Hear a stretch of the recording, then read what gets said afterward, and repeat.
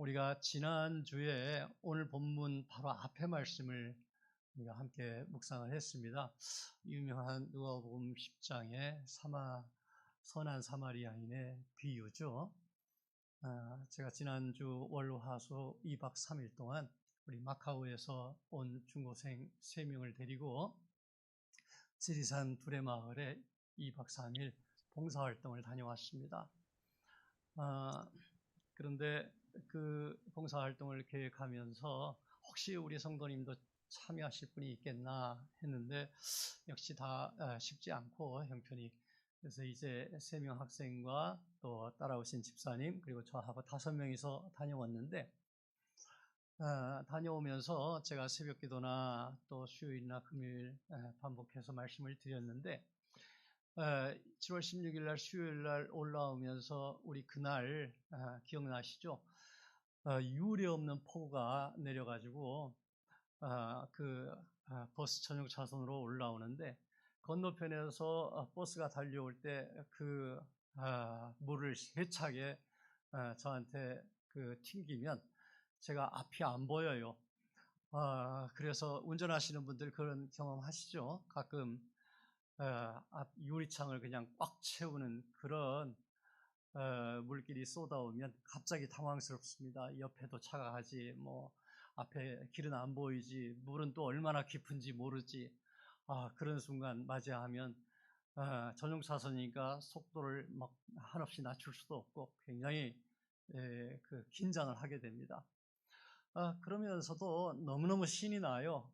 옆에 일부러 내일 이제 이후중학교 그 캠프에 참여하는 중학교 6학년 올라가는 학생이 옆에 앉았는데, 제가 막 소리를 내서 이 누가복음 10장 말씀을 이야기했습니다.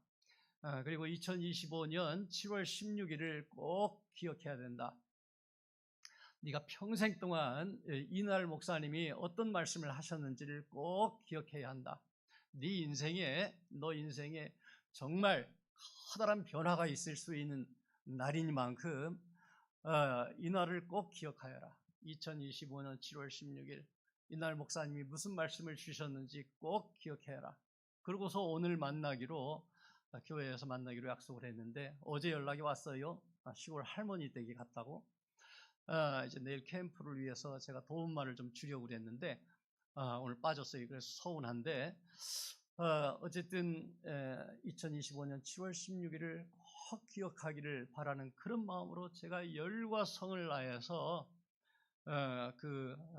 말씀을 전했는데, 나중에 제가 기진했어요. 너무너무 열을 다해서 말씀을 전하고 그 아이가 굉장히 공감을 하면서 듣는 것 같아요. 제가 그 얘기를 새벽기도 수요일 금요일 참여하시는 성도님들과 온라인 상에서 함께 나누었습니다. 여러분, 선한 사마리아인의 비유, 지난주에도 그 말씀을 우리가 함께 나누었지요. 그래서 그 선한 사마리아인의 비유라고 이름을 지었지만, 우리 설 목사님이 너도 가서 이와 같이 하라 하는 그런 주제의 말씀으로 들려주셨어요. 우리는 선한 이웃이 되고 싶어 합니다. 그런데 그것을 마음으로만이 아니라 행동으로 실천하는, 이것은 우리 삶의 아주 실제적인 도전입니다. 그렇죠? 우리 삶 속에서 어떻게 우리가 선한 이웃이 되기 위하여서 행동으로 실천할 수 있는지, 그것이 우리에게 커다란 시험이요 도전입니다.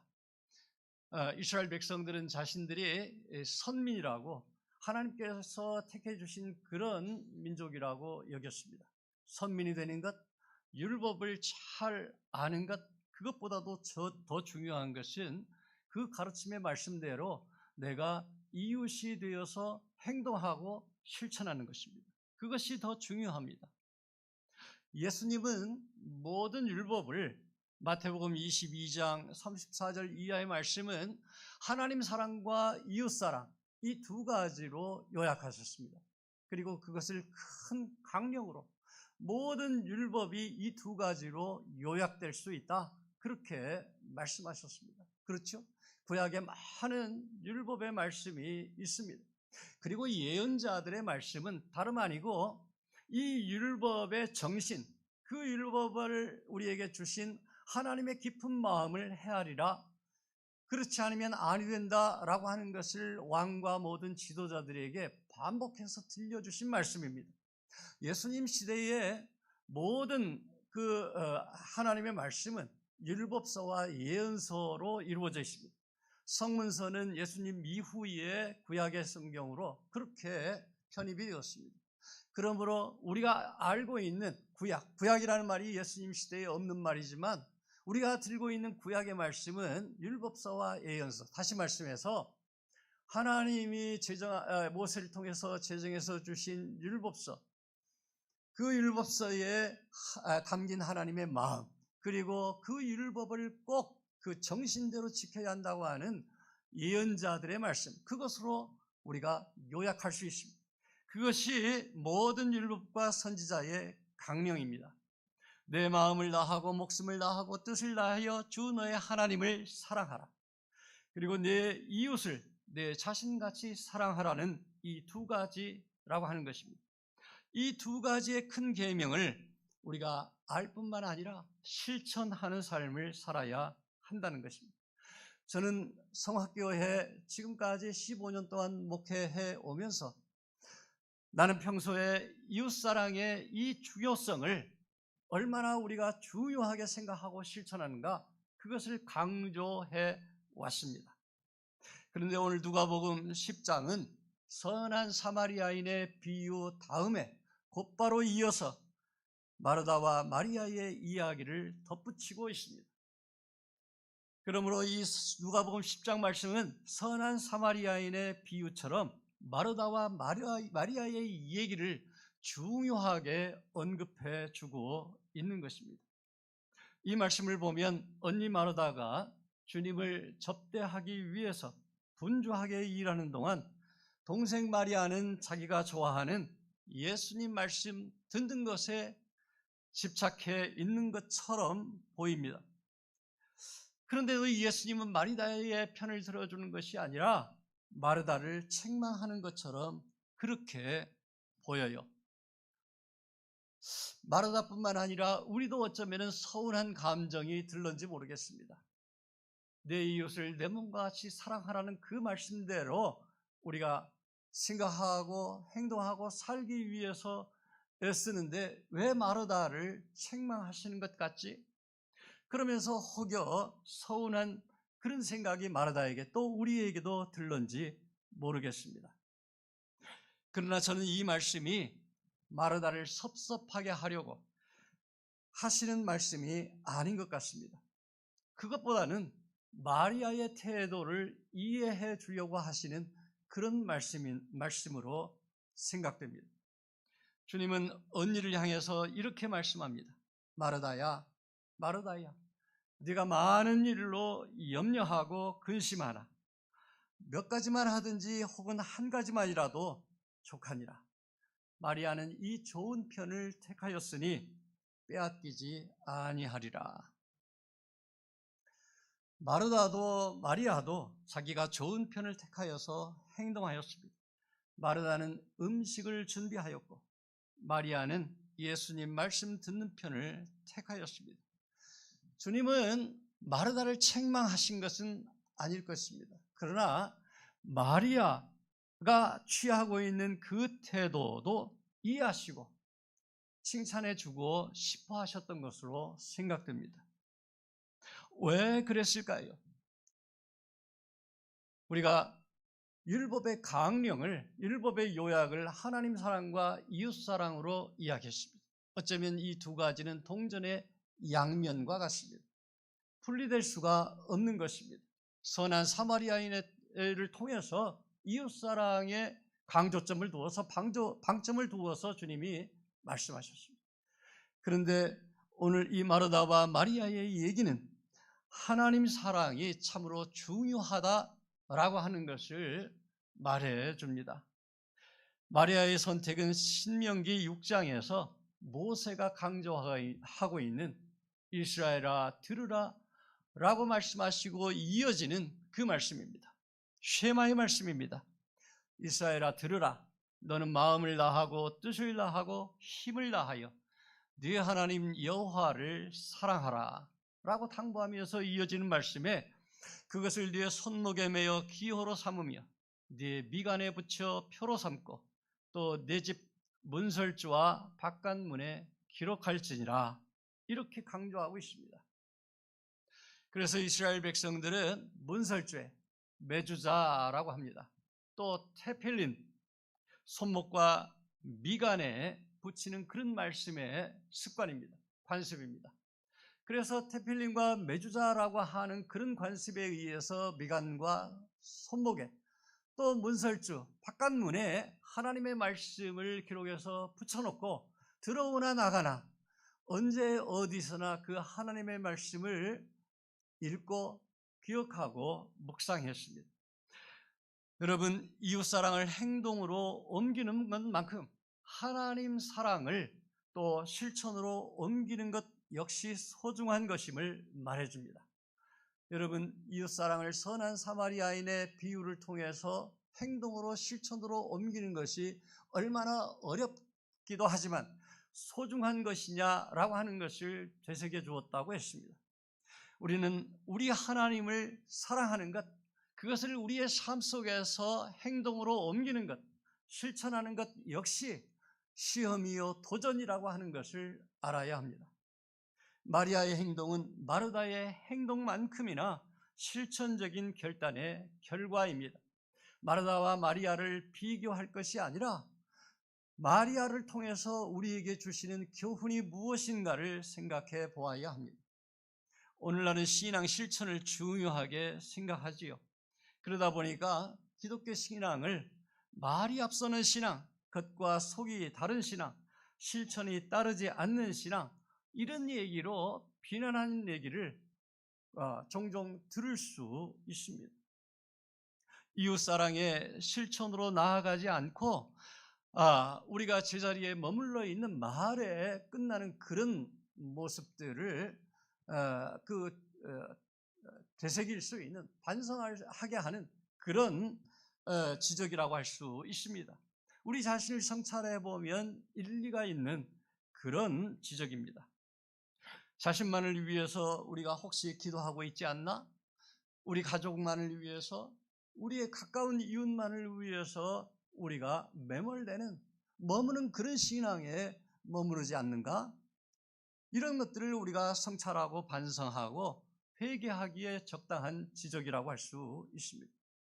그러나 또 하나 중요한 것, 오늘의 주제의 말씀은 말씀의 종교인 그리스도교의 성경, 하나님의 말씀, 또 그 말씀의 육화가 되시는 예수 그리스도, 그분을 소중히 여기는 그런 선택이라고 하는 것입니다. 그의 말씀을 실천하고 소중히 여기는 그런 선택이 우리에게 얼마만큼 마음을 사로잡고 있는 그런 말씀인지 우리는 되새겨볼 필요가 있습니다. 하나님의 계시가 우리의 삶 속에서 이어집니까? 하나님께서 당신을 열어주시어서 우리에게 뭔가를 깨닫게 해주시는 그런 우리 사람이 있고 또는 사건이 있습니까? 그 사건을 통해서 우리는 다른 것이 아니라 우리의 환경이나 조건이 아니라 우리 자신에게 열어주시는 당신의 계시의 말씀을 우리는 얼마나 받아들이고 있습니까? 그런 여지를 두고 있습니까? 하나님의 성경 말씀을 우리는 어떤 할머니는 그 성경 말씀을 가까이 하기 위해서 늘 베고 주무셨다는 건 아닙니까? 베개로 삼아서 주무셨다는 거 아닙니까? 그게 혹시 미신적일지도 모르겠습니다. 그러나 하나님의 말씀을 내 가까이 여기기 위해서, 가까이 하기 위해서 얼마나 애쓰는 삶을 삽니까? 우리 예은이가 지난주에 마음이 안절부절했는지 어제 저에게 마태복음과 또 무슨 말씀이에요? 그 성경을 필사한 그 노트를 보여주어요. 마음이 좀 안절부절했는지 모르겠어요. 성경을 필사하면서 자기의 마음을 지켜내려고 했던 그 노력을 제가 생각했습니다. 우리 이용식 권사님 성경을 4번, 5번째 쓰시면서 이제는 그 기도를 제가 이렇게 듣고 또 평소에 이렇게 하시는 말씀을 보면은 어쨌든 지금까지 살아오신 성경보다도 더 가까이 했던 그런 삶들이 그 안에 묻어 있지만, 그럼에도 불구하고 만년에 이 성경 말씀을 쓰시면서 하나님의 말씀이 그 안에 체화되어 있구나, 그 하나님의 말씀이 깊이 마음속에 자리 잡아가고 계시는구나 하는 것을 느낄 수 있습니다. 여러분, 우리 다른 것이 아니라 우리 자신을 성찰하기 원하는 그런 제 마음을 전합니다. 육화되어 오신 예수 그리스도, 그분의 교훈과 삶을 담은 책이 복음서입니다. 우리는 복음서를 우리의 삶 속에서 그 말씀을 경청하고 가까이 하기 위해서 얼마나 노력하고 있습니다. 정말 하나님의 말씀을 존중하고 그 말씀을 내 삶의 기준으로 삼기 위해서 기도하고 애쓰고 있습니다. 주님의 말씀을 듣기 위해서 나는 무엇을 하고 있습니까? 혹여나 이웃사랑이 더 중요하다는 핑계로 선한 사마리아인의 비유에서 그냥 지나갔던 제사장 또는 바리새인들처럼 예배가 더 소중하고, 그리고 거기에서 말해주는 그 이웃사랑이 더 중요하고 내 부모님이 더 중요하다고 하는 도르가라고 하는 말을 우리가 압니다. 이것은 하나님께 바치는 대신 우리 부모님께 바치는 것입니다. 이건 핑계입니다. 부모님 대신 하나님께 바친다라고 하는 핑계를 대면서 부모님께 효도를 다하지 않는 것입니다. 여러분, 그런 핑계를 대면서 주님의 말씀 앞에 진실로 실천적으로 행동으로 머리를 숙이는 그러한 시간이 우리에게 부족하다고 한다면, 우리는 이 땅에서 어쩌면은 내 이웃사랑을 하기 위해서 우리가 행동하는 실천하는 그런 모든 삶에 있어서 어쩌면은 지칠런지도 모릅니다. 하나님 사랑을 우리가 고백하지 않고 실천으로 옮기지 못한다고 한다면, 우리는 끊임없이 샘솟는 그 능력의 근원 되시는 하나님의 말씀 예수 그리스도를 놓치기 쉽다 하는 것입니다. 그것은 인간의 윤리의 도덕에 멈추는 그러한 휴머니즘에 그칠 수 있을 것입니다. 때로는 진실로 겸손하기 어렵게 우리를 붙잡아 맬 수 있을 것입니다. 여러분, 우리는 마르다를 통하여서 혹여 마르다가 예수님을 지시하는 것은 아닐까? 자기가 분주하게 이렇게 예수님을 섬기고 있는데, 주님을 섬기고 있는데 마리아더러 나를 돕게 하시옵소서. 그래서 마리아를 지적하고 내가 이렇게 수고를 다 하고 있는데 혹여 내가 수고하고 있는 이것을 통해서 교만하면서 마리아로 나를 섬기게 하고, 또는 심지어는 예수님에게 지적하면서 예수님에게 지시하고 명령하는 것은 아닌가? 우리는 그런 것도 생각을 해보아야 할 것입니다. 예수님보다 앞서가는 것은 없습니다. 하나님보다 앞서가는 것은 없습니다. 내가 봉사하기 위해서, 내가 이웃을 섬기기 위해서 이렇게 지칠 정도로 일하고 있는데 예수님, 나를 돕게 하여 주시옵소서. 겸손하게 얘기했지만 어쩌면은 예수님에게 지시하고 명령하는 모습입니다. 그것은 정말 예수님을 섬기는 모습이 아닙니다. 정말 예수님을 사랑하는 모습이 아닙니다. 예수님, 당신 말씀하시옵소서. 나는 여전히 부족한 종입니다. 나에게 말씀하시옵소서. 나에게 지시하시고 명령하시옵소서라고 하는 태도를 이미 잃어버린 것입니다. 여러분, 신앙이 삶의 윤리로 변하면 교만할지언정 통제하기 어렵게 될 것입니다. 주님, 당신보다 앞장 세울 것은 없는 것입니다. 우리의 모든 수고와 우리의 모든 그러한 섬김은 주님보다 앞서 나갈 수가 없습니다. 주님 앞에 우리는 끝까지 겸손하며 주님을 높이는 삶을 살아야 할 것입니다. 이미 말씀드린 대로 누가는 선한 사마리아인의 비유와 마리아의 선택을 연이어서 누가복음 10장 안에 배치했습니다. 하나님 사랑과 이웃 사랑과 하나님 사랑을 병행시킨 것입니다. 그러니 사실 마르다만 예수님을 접대한 것이 아닙니다. 마리아 역시 자신의 방식으로, 자신의 고유한 방식으로 예수님을 환대하고 있습니다. 여러분, 우리 환대라는 말을 잘 압니다. hospitality, 환영하는 것입니다. 이 대자는 말, 길을 가면서 시종하는 것입니다. 섬기는 것입니다. 길 가면서 우리가 순례자의 길을 가면서 예수님을 우리의 삶의 모든 순간순간에 그 예수님이 이제 가시고 나서 우리를 주장하시는 성령님께 우리의 모든 길을 맡겨 드리는 것입니다. 그렇게 환영하는 것입니다. 환자라는 말 안에 내가 부족하다는 말이 들어가 있습니다. 내가 부족하며 예수님께 내 주권을 내어 드리는 것입니다. 네. 그것이 환대입니다. 그 환대는 예수님, 우리 하나님을 환대하는 것으로부터 시작되어야 합니다. 하나님이 우리를 환대하신 것처럼 우리도 하나님을 환대하고 그 연장선상에서 우리의 이웃을 환대해야 할 것입니다. 환대라고 하는 것은 상대방을 인정하는 것입니다. 일단 상대방을 우리 이웃이라고 하면 사람으로 인정하는 것이요, 우리 하나님을 하나님으로 당신의 자리에 높여 드리는 것입니다. 그 자리에 앉혀 드리는 것입니다. 그리고 마음을 내어 드리는 것입니다. 그것이 환대입니다. 하나님을 환대하는 것이고 우리 이웃을 환대하는 것, 우리 자녀까지도 환대해야 하는 것입니다. 내 소유가 아니고 내 마음대로 그렇게 함부로 휘어잡을 수 있는 그런 상대가 아닙니다. 우리는 모든 사람에 대해서 그 안에 하나님의 성령이 함께 하시는 거룩한 하나님의 형상을 지닌 사람으로 믿어서 그를 환대합니다. 그 뒤에 하나님이 계십니다. 그러므로 기본적으로 근본적으로 하나님을 환대하는 마음으로 우리는 이웃을 환대해야, 그래야 영원히 하나님의 마음으로, 예수님의 마음으로 환대하는 사람, 그런 사람이 될 수 있는 것입니다. 그러면 말씀을 영접하는 사람이 먼저 되어야 합니다. 우리가 누군가를 소중히 여길 때 가장 좋은 방법은 그에게 주목하는 것입니다. 주목해야 합니다. 하나님의 말씀을 설교단상에 선할 때에 쳐다보는 사람이 있습니다. 그런 반면에 어떻게든지 시선을 회피하고 그 핸드폰을 하고 어떻게든지 바깥에 나가서 물을 마시고 와야 되고 여러 가지 분주한 사람들이 있습니다. 물론 급하게 처리해야 될 일들, 급하게 물을 마셔야 될 일들, 급하게 해야 될 일들이 있을 것입니다. 그러나 지금 마리아는 주목하고 있습니다. 예수님만을 바라보고 있습니다. 예수님의 발치에 앉아서 꼼짝하지 않습니다. 언니가 부엌에서 바빠하는데 불평하는데 불구하고 그 자리를, 자신의 자리를 놓치지 않고 있습니다. 주님은 습관이 된 그 마리아의 모습을 기뻐하시고 있습니다. 다른 이야기를 하려고 하는 것이 아닙니다. 내 삶 속에서 나는 하나님을 얼마나 환대하고 있는가 하는 것입니다.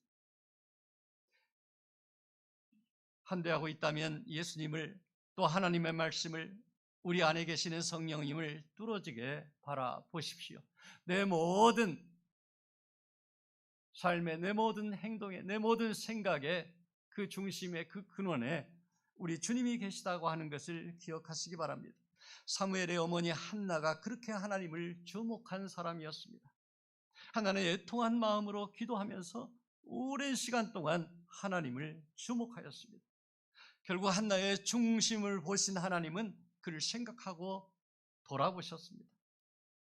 한나는 여호와와 같이 거룩하신 이가 없으시니 이는 주밖에 다른 이가 없고 우리 하나님 같은 반석도 없으심이니이다. 그렇게 고백합니다. 한나에게 있어서 하나님, 사무엘상 2장 6절을 보면 그분은 죽이기도 하시고 살리기도 하시는 분입니다. 가난하게도 하시고 부하게도 하시고 낮추기도 하시고 높이기도 하시는 분, 그분은 나의 하나님이십니다. 그분이 나의 주권자가 되십니다.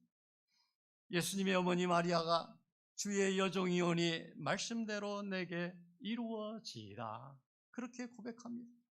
여러분, 이 말씀 오늘 기도하신 것처럼 어떠한 순간에도 우리의 주님 되신 그분을 인정하고 그분에 합력해서 선을 이루신 나의 주권자, 나의 사랑 예수님께서 내 생명에, 내 인생의 주인 되신다고 하는 것을, 나에게는 인간적으로 위기일 수 있지만 그 위기가 변하여서 하나님께서 선하게 이용하시는, 선용하시는 기회가 될 수 있다고 하는 마음으로 하나님을 인정하고 그분을 높여드리는 우리의 삶이 될 수 있게 되기를 바랍니다.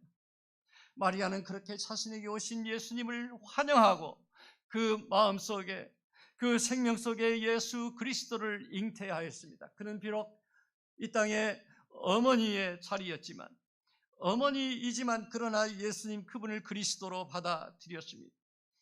이것이 환대입니다. 하나님을 환대하는 사람은 그분이 내게 주시는 모든 사람, 그분이 내게 주시는 모든 사건 그 속에서 하나님의 메시지를 읽습니다. 하나님의 신호를 받아들입니다. 진정 삶 속에서 하나님의 주권을 인정하는 사람이라고 할 수 있을 것입니다. 지난 주일에 2박 3일의 시간을 마카오 친구들에게 나누었다고 했습니다. 여러분, 어떤 사람에게는 시간이 정말 중요합니다. 어떤 사람에게 내 재물이 정말 중요한 것처럼 어떤 사람에게는 시간이 정말 소중합니다. 그 소중한 것을 주님께 드리십시오. 예수님께 드리십시오. 예수님께 처음 것을 드리면서 이 모든 것이 우리 하나님께서 주신 선물이라고 하는 것을 기억하시기 바랍니다. 그것이 바로 환대입니다.